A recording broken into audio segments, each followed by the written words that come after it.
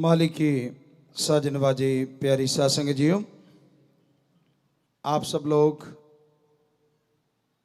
उस परम पिता परमात्मा को याद करते हैं, उसकी भक्ति इबादत करते हैं तो वो भी जरूर सुनता है। बस दृढ़ यकीन और वचनों पे हमेशा पक्के रहना चाहिए।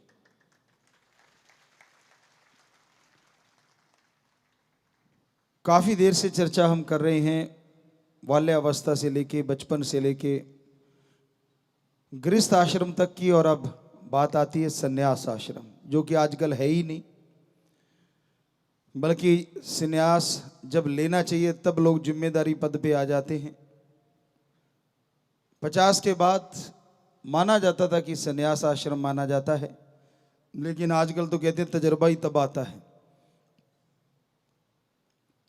संन्यास आश्रम का मतलब होता क्या है, या यूं कहिए कि कौन सा वो समय होता है जिसे माना जाए कि संन्यास आश्रम के लिए ठीक है। क्योंकि समय समय की बात है, पहले 100 साल की उम्र आम मानी जाती थी, लेकिन आजकल कोई कोई पहुंच पाता है। तो जब आपके बच्चे आपके कारोबार को संभाल लें, आपके साजो सामान को संभाल लें, उस समय को संन्यास आश्रम कहना हमारे ख्याल से ठीक है। उन्होंने आपका कारोबार, खेती बाड़ी, काम धंधा, बिजनेस, व्यापार, दुकानदारी, या वो नौकरी करने लगे हैं, तो ये सही उचित समय है जिसमें आप संन्यास आश्रम की तरफ चल पड़ें। इसमें होता है कि आप घर परिवार में रहते सुमरन करें, भक्ति करें, और अपने बच्चों के कंधों पे घर गृहस्थी का बोझ डाल दें कि बेटा अब तू जवान हो गया है, कारोबार को तू संभाल चुका है। वो कुंजी मुख्तियार जो कहते कि ये चाबी तेरी। पर यहां एक बात का ध्यान रखें, सब कुछ नहीं लुटाना, जमीन जायदाद अपने नाम भी रखनी है। बैंकों में पैसा अगर आपके नाम है तो सारा नहीं लुटा देना, अपने नाम भी रखना है। पर वैसे कुंजी मुख्तियार जो कहा जाता है हमारे संस्कृति में, वो अपने बच्चों को बना दीजिए कि भाई अब आप संभालो, मैं गाइड हूं, उम्र का तजुर्बा है मुझे। जब भी तुझे कहीं अटकता लगे, कोई कारोबार या कुछ समझ ना आए, तो उसके लिए मैं as a guide, as a your father या मदर, मैं आपको गाइड करूंगा या करूंगी। और बाकी समय सुमरन में लगाइए। चलो बच्चों को खिलाते हो, उसमें भी आनंद उठाओ, कोई बात नहीं। ये हमारी संस्कृति है कि हम जॉइंट फैमिलीज होती हैं, संयुक्त परिवार होते हैं। उसमें आमतौर पे एक कहावत भी बना रखी कि मूल से ब्याज प्यारा, पोते नाती वो ज़्यादा प्यारे लगते हैं। लेकिन इतने ज़्यादा प्यारे नहीं लगने चाहिए कि जिससे प्यार करना चाहिए उसको भूल जाओ, और प्यार करना चाहिए उस सुप्रीम पावर ओम दाता सतगुरु मालिक को। ये आपकी बढ़िया उम्र है, बिल्कुल फ्री होके उसकी याद में समय लगाओ, सेवा करो। अगर आपका शरीर इजाजत देता है और आपने इस शरीर को अगर संभाल के रखा हुआ है, तो कि बेटा हम तो चले सेवा के लिए, आप संभालो घर बार परिवार, और हम करेंगे सेवा मानवता की, दीन दुखियों की। परमानेंटली नहीं तो कम से कम 7 दिन में 5-4 दिन तो लगा दिया करो, सेवा करो। यकीन मानो उससे आपके कारोबार में कमी नहीं आएगी बल्कि तरक्की आएगी। इनडायरेक्टली आप फैमिली के लिए ही कर रहे हो वो, कि परहित परमार्थ, प्रभु की सृष्टि की सेवा करना तन मन धन से। ये बड़ा ही बढ़िया समय होता है अगर आप कर पाओ। और साथ में थोड़ी सी दूरी बन जाती है ना परिवार से, प्यार भी बना रहता है। क्योंकि तजर्बा आपको ज़्यादा होता है, बच्चे को तजर्बा कम होता है। वो कोई गड़बड़ी करता है, छोटी सी भी गलती करता है तो आप टांग बीच में घुसेड़ देते हैं, फिर तकरार शुरू हो जाती, झगड़े शुरू हो जाते हैं। वो कहता है कि आप मेरे में दखलंदाजी देते क्यों हो? तो इज्जत भी बनी रहेगी। 4-5 दिन दूर रहोगे, 2-3 दिन के लिए जाओगे, परिवार को भी होता है, बच्चों को भी होता है, चलो पापा आए हैं, दादा आए हैं, तो आप बातें सुन लें। अब सातों दिन वहीं कुरकुर कुरकुर कुरकुर करते रहोगे तो नेचुरली है। ज्यादा बर्तन इकट्ठे पड़े रहे ना तो उनको हिलाओगे तो आवाजें देते रहेंगे। दूर दूर कर दो कुछ देर के लिए, बाद में वही टल्ली की तरह नजर आते हैं, एक साज सा नजर आता है। आठों पहर और 24 घंटे सातों दिन यही चलता रहता है, तो फिर वो कान खाने लगते हैं वो बर्तन। तो उसी तरह संन्यास है कि बच्चे जब आपके पैरों पे खड़े हो चुके हैं, कार्य संभालने के लायक हो चुके हैं, तब तो कम से कम राम का नाम ले लिया करो, परहित परमार्थ सेवा कर लिया करो। पर हमारे देश में तो एक ही आश्रम ज्यादातर शुरू से चलता है और वो है गृहस्थ आश्रम, क्योंकि ब्रह्मचार्य रख ही नहीं पाते बच्चे। खान पान ऐसा हो गया है, देखना सुनना ऐसा हो गया है। पहले गुरुकुल में छोड़ देते थे, दुनिया से कट जाते थे बच्चे, लेकिन ज्ञान से जुड़ जाते थे, बेइंतहा ज्ञान हासिल करते थे। और वो समय भी ज्ञान अर्जित करने का होता है, उसमें जितना ज्ञान हासिल किया जाए ता उम्र वो माइंड में फिट हो जाता है। वो उम्र ही ऐसी होती, ऐसा नहीं कि ज्ञान फिर नहीं लिया जा सकता। ज्ञान हासिल करने की वैसे तो कोई उम्र होती ही नहीं, सारी उम्र आप ज्ञान हासिल करते रहो, स्टूडेंट बने रहो। यकीन मानो आप बहुत तरक्की करोगे, अपने फील्ड में नहीं दूसरे फील्डों में भी। जब आप मास्टर बन जाते हैं कि नहीं मुझे तो सब आता है, तब आप ज्ञान हासिल नहीं कर पाते। हमेशा कान खुले रखो, कहीं से भी ज्ञान मिल जाए अच्छे वाला। तो ये संन्यास जब आप ले लें तब की बात है। संन्यास लेने का कोई घोषणा नहीं करनी, बस अपने बच्चों पे बुहार डाल दो घर गृहस्थ का, ताकि आपके देखते देखते वो कामयाब हो जाएं। कई बार होता है कई बुजुर्ग खुद ही खुद बने रहते हैं और बच्चों पे बोझ नहीं डालते। उनको लगता है नहीं नहीं ये तो बिगाड़ देगा, ये कर देगा, ये वो कर देगा, और मालिक का बुलावा आ जाता है और बच्चों पे अचानक वो बोझ पड़ता है और वो फेल हो जाते हैं। कितना बढ़िया हो, आप आंखों के सामने अपनी औलाद को सक्सेस कर दो, उनको कामयाब कर दो। शुरुआत में कहीं भी लगे तो उसे जरूर बताओ कि बेटा कर तू तेरी मर्जी, लेकिन अगर इसको ऐसे कर ले, अगर तेरे को अच्छा लगता है बेटा तो तू कर सकता है और इसमें इतना फायदा हो जाएगा। और अच्छे संस्कार दिए होंगे तो वो बच्चा भी आपकी बात जरूर मानेगा और धीरे धीरे वो परफेक्ट होता जाएगा। काम धंधे में सुमरन करना बेहद जरूरी है इस समय में, क्योंकि सुमरन करोगे तो बुजुर्ग अवस्था में शांत रहोगे। नहीं तो कहते हैं कि आदमी इस उम्र में झुकता ही चला जाता है बिना वजह, कमर झुकने लग जाती है। सच क्या है राम जाने। गुरुत्वाकर्षण शक्तियां होती हैं, कहते धरती में भी होती है, चंद्रमा में भी होती है, और भी होगी, साइंटिस्ट जानते होंगे बेहतर। तो आदमी का चेहरा लटकता है, इसकी एक वजह यह भी रहती है कि पृथ्वी का गुरुत्वाकर्षण शक्ति जो है वो भी काम करती है इसमें, कहीं ना कहीं थोड़ा करती होगी, ज्यादा नहीं तो। दूसरा कि हमेशा फेस आपका नॉर्मली झुका रहता आगे की तरफ, तो उससे भी झुर्रियां जो हमारे अंदर शरीर में चेहरे पे कह लो जेल वगैरह जो स्किन और हड्डियों के बीच में तालमेल रखती है, वो भी नीचे की तरफ ही जाती है। और रहना भी चाहिए सिर को झुका के, लेकिन हमारा यहां कहने का मतलब जब आप सुमरन करते हैं और समाधि में बैठते हैं तो सीधे बैठते हैं, तो उसमें आपकी स्किन भी अच्छी होती है।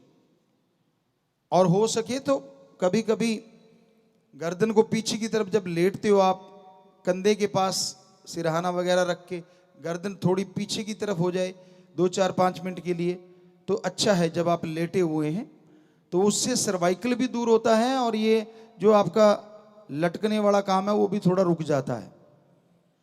और झुकने वाला काम, वो कमर कहीं देखा ना आपने, 50-60 साल में ही लकड़ी पकड़ लेते हैं। वो किसी ने, एक बच्चे ने कहावत डाली थी कि एक ऐसा जीव बताओ जिसकी पहले 4 टांगे होती है, फिर 2 होती है और लास्ट में 3 हो जाती है। तो वो आदमी होता है, पहले वो चारों पे चलता है, फिर 2 पे आ जाता है और लास्ट में 3 एक डंडा आ जाता है।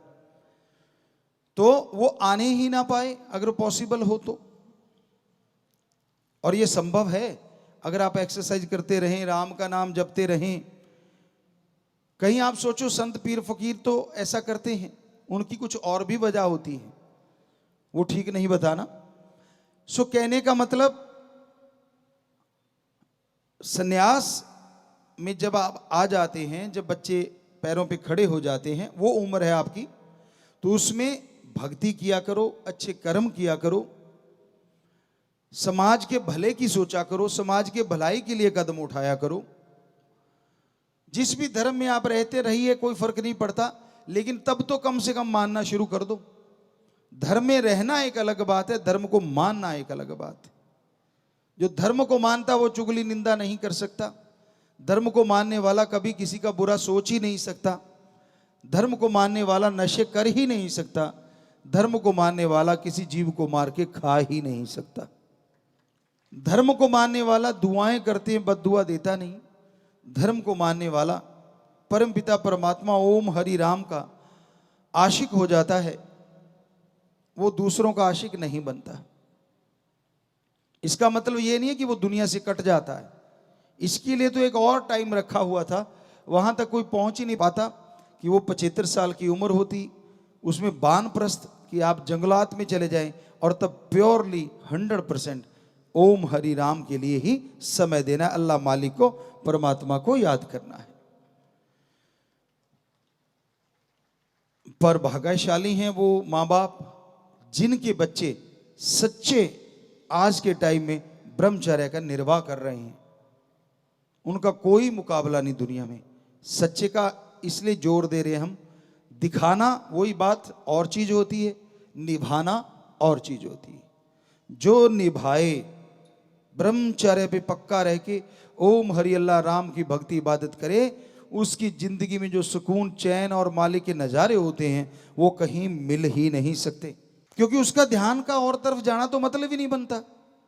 उसका तो समाज का भला करना और परम पिता परमात्मा को याद करना, बस ओम हरि सतगुरु अल्लाह गॉड को खुश रखना।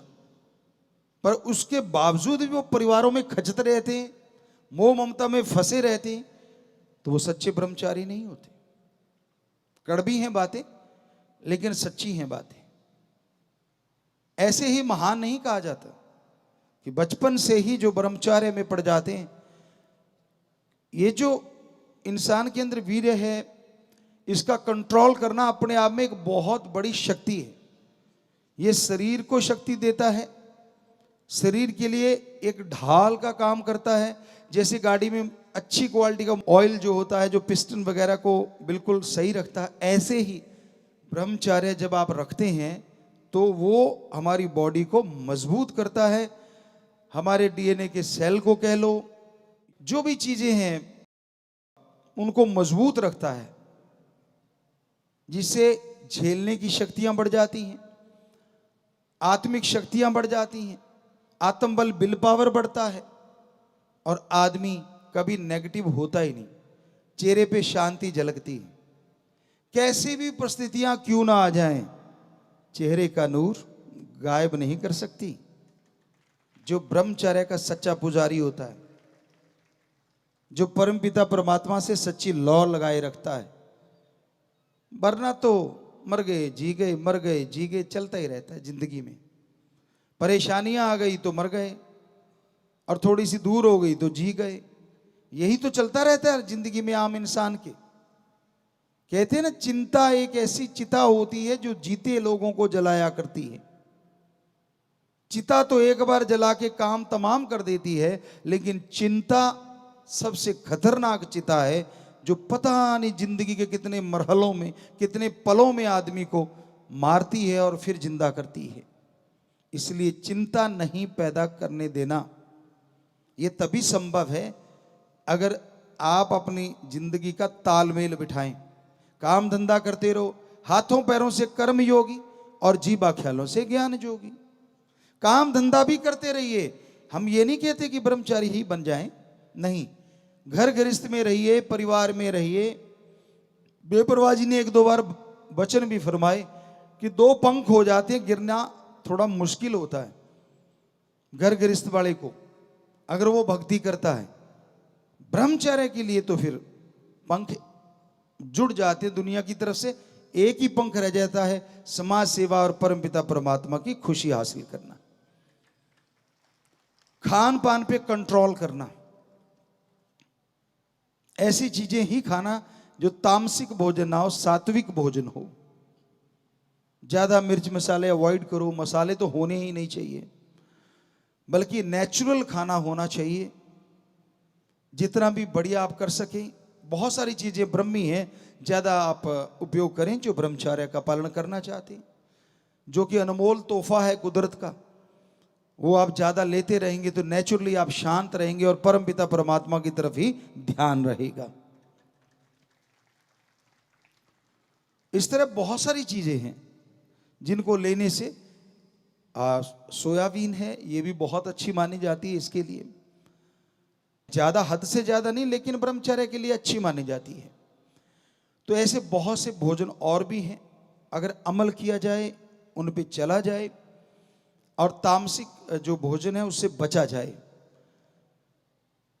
हाँ, घर गृहस्थ में रहते हैं आप, जैसा मर्जी भोजन कीजिए, वो एक अलग बात है। वही बेपरवाह जी की बात कि दो पंख हो जाते हैं, गिरना थोड़ा मुश्किल होता है, लेकिन फिर भी अगर गिर रहे हैं तो इसका मतलब आप हद से ज्यादा किसी चीज में मोहित हो गए, काम वासना क्रोध लोभ मोह अहंकार मन माया की गिरफ्त में काबू हो गए।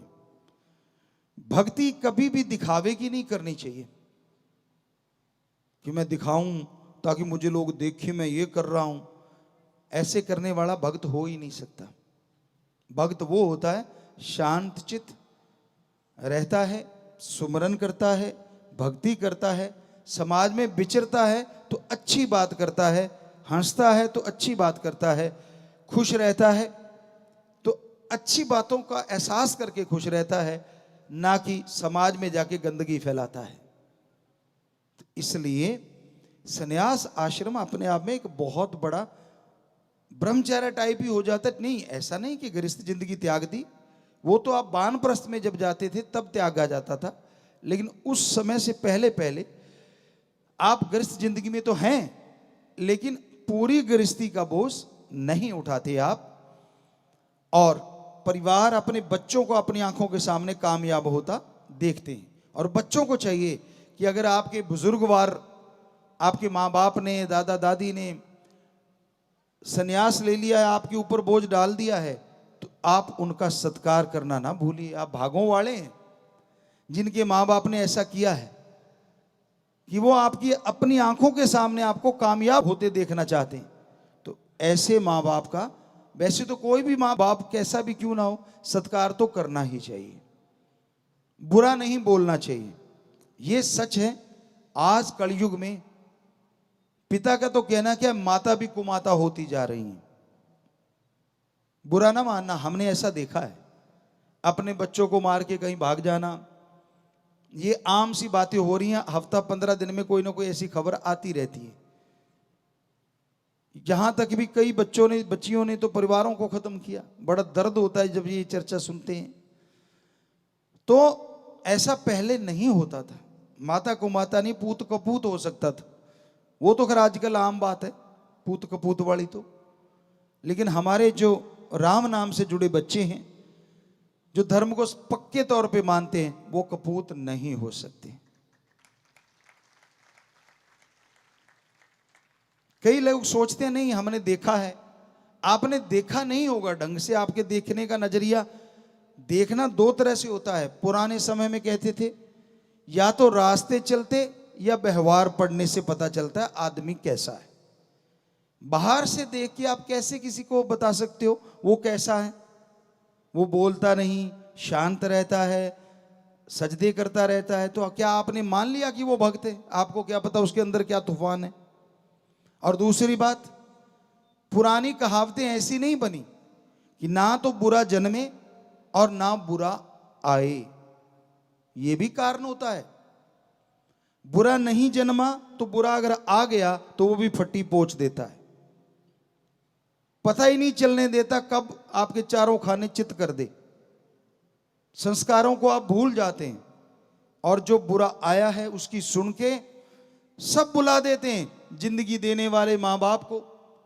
माँ का ऋण तो कैसे कोई उतारेगा। इसका मतलब ये नहीं है कि माँ गलत रास्ते पे चल गई उसके गुणगान गाते रहो, लेकिन अवगुण भी ना गाओ। अच्छा यही है, क्योंकि आजकल जैसे आपको बताया, ये हमने बिल्कुल प्रत्यक्ष में देखा है कि माता भी ऐसी होती हैं जो गलत राह पे चल पड़ती हैं। जब बच्चा उन चीजों को देखता है तो वो तिल मिला के रह जाता है, क्योंकि वो आपकी जन्मदाता है। आप अवॉइड कर दें, उसके रास्ते में ना आए, तो आपको ना तो गुस्सा आएगा। कोशिश कर लें अगर वो समझ सकती है आपसे समझाने की, और जब लगे कि ये समझने से और समझाने से ऊपर की बात है तो फिर रास्ते में ना आए, किनारा कर लें, वो ज्यादा अच्छा है। सत्कार अंदर रखिए। तो ये हमने जो महसूस किया, आपको पहले दिन ही बोला था कि अब वही चर्चा किया करेंगे। 1948 से लेके आज तक जो महसूस कर रहे हैं वही चर्चा। धर्म तो सारे पढ़ चुके हैं, उनकी बातें तो नेचुरली जो बातें हम करेंगे उनसे मिलेंगी, लेकिन आज का समय ही भयानक आ गया है। किसी की भी बात रख लो, कितनी भी बड़ाई कर लो, वो चिंटी वाली बात हम आपको सुनाया करते थे, त्रेड़ चाहे ना भी हो फिर भी लोग ऐसी चीजें सोचते रहते हैं। तो कहने का हमारा मतलब यहां पे वही है कि आप संन्यास आश्रम में आ गए हैं, दखल अंदाजी ना करो। हमारी आंखों सामने देखा है, जिसको लाखों करोड़ों लोग सजदे करते थे, संन्यास आश्रम में ना जाने की बजाय, गृहस्थ आश्रम में उलझने की बजाय, बच्चों के मोह ममता में पड़ने की बजाय ऐसे ऐसे पाप कर्म कर बैठे कि लोग उनको निगाह मिलाना भी पसंद नहीं करते। कर्मों से सब कुछ है, शरीर से कुछ नहीं होता। इसी शरीर से आप बुरे कर्म करने लग जाओगे तो कुछ और बन जाओगे, और इसी शरीर से अगर अच्छे कर्म करने लग जाओगे तो पूरा समाज आपको इज्जत की निगाह से देखेगा, आपका सत्कार करने लग जाएगा। इसलिए संन्यास आश्रम में अच्छे कर्म करने चाहिए। दखलंदाजी जितनी ज्यादा फैमिली में रखोगे उतने ही फैमिली के बन के रह जाओगे। हालांकि ये सही नहीं है, लेकिन उतना सही नहीं है जितना होना चाहिए। फिर भी हमने एक बार शायद किसी एरिया में ये देखा था, दार्जिलिंग साइड में शायद, यहां तक हमें ध्यान में आता है, वहां बुजुर्ग फॉरेनर काफी आए हुए थे। तो हम वहीं रह रहे थे उस साइड में, क्योंकि रहने की कोई जगह नहीं, तो नेचुरली ये सराय होटल हैं आजकल, उसमें ही रहना पड़ता है। तो उसी में रह रहे थे और वो ऊपर आए हुए थे, तो उनको पता चल गया कि राम रहीम आए हुए हैं, राम जी जाने।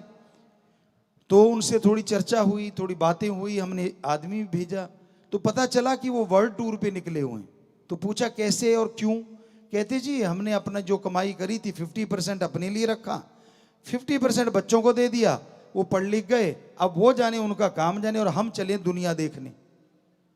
बेपरवाह ने भी शायद एक भजन में लिखा है, मना चल मेला चल देखिए, शायद ऐसा एक भजन काफी पहले, क्योंकि आजकल बच्चों ने कभी गाया नहीं, तो ऐसा एक भजन है कि मतलब, तो वो मेला देखने जा रहे थे, तो इसका मतलब वो फारग हो गए थे इन चीजों से, तो मोह ममता से। तो कहते जी हम तो पूरा चक्कर लगा के आएंगे और खुशी मनाते हैं, अपना एंजॉय करते हैं, और अपने वाले एक घर में बैठे वहीं पे झुक गए और वहीं खत्म सारा दिन। जैसे आपको बताया था कि बुजुर्ग माता से पूछा क्या ठीक ठाक हो आप, कहती ठीक है, पर पिताजी, हमने कहा क्या चाहिए, क्योंकि हमने कहा बेटा तो आपके होगा ही, पोता चाहिए, कहती वो भी है, पोते के बेटा, कहती वो भी है, तो हमने फिर क्या भगवान चाहिए, कहते नहीं पोते के बेटा चाहिए।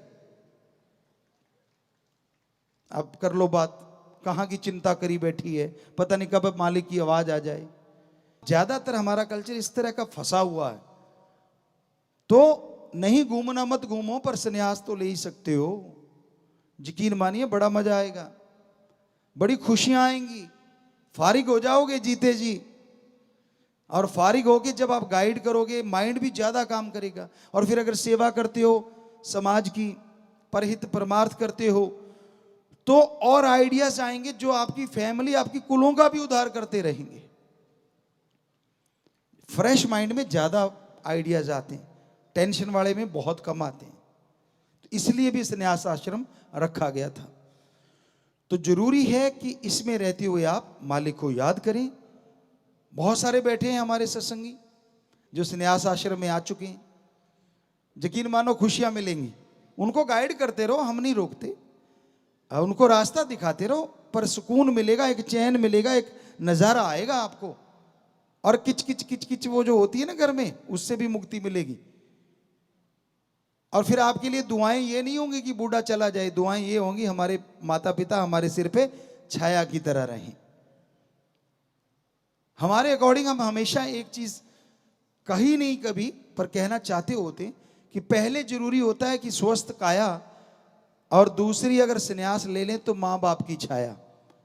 सबसे जरूरी होता है सच्चे सतगुरु के द्वारा दिए गए गुरु मंत्र का सरमाया, कि वो जो गुरु मंत्र दिया कितना आपने कमाया, कितनी भक्ति करी, कितनी सेवा करी, सबसे पहले नंबर पे तो वही आता है। फिर स्वस्थ काया होगी तो ही है। स्वस्थ काया नहीं तो जवान को भी कोने में लगा देते हैं, और स्वस्थ काया तो बुजुर्गों का भी सत्कार होता है। कल ही आपको भजन सुना के हटे कि ये जिस्म तेरा ऐसा घर है जिसमें सारी उम्र रूह ने रहना, कि सारी उम्र रहना है भाई इसमें, इसको वो मर्जी आपकी है। वैसे बड़ा स्ट्रेचेबल बनाया भगवान ने, खाओगे बढ़ता जाता है। साथ साथ एयर बैग देखे हमने नौजवानों के, बुरा ना मानना, 7 जगहों से मतलब मोटापा झलक रहा था। और ऐसे नौजवान भी देखिए कि जो बिल्कुल फिट, बेटियां बेटे, बड़ा अच्छा लगता है उनको देख के, और खुशी मिलती है कि ये आगे भी जाके अच्छा करेंगे। और जो मोटापा है ये बीमारियों का घर है, जड़ है, इसलिए इससे बचो। आप तंदुरुस्त रहो, सही सलामत रहो, यही मालिक से दुआ है। और आप अमल किया करो वचनों पे, भगवान आपको सद्बुद्धि बख्शे, ये भी मालिक से, सतगुरु मौला से दुआ आशीर्वाद आपको कहते हैं, ताकि आप अमल कर पाएं, जिंदगी में बहारें ला सकें, अपने भी परिवार के भी, और मालिक आपको तरक्की दे। बहुत बहुत आशीर्वाद।